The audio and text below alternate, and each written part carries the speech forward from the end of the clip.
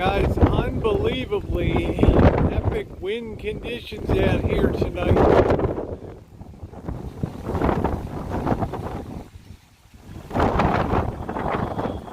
The strongest winds I've ever felt on the road. It's about that 2:43 a.m. I heard something that sounded like a semi, like a big crash or something blew up.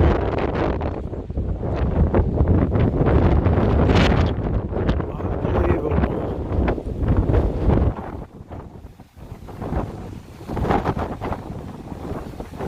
We treated up to El Centro hoping it would be a little less windy.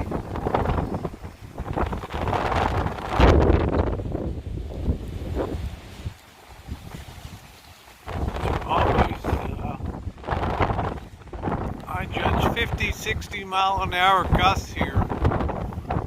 Woo!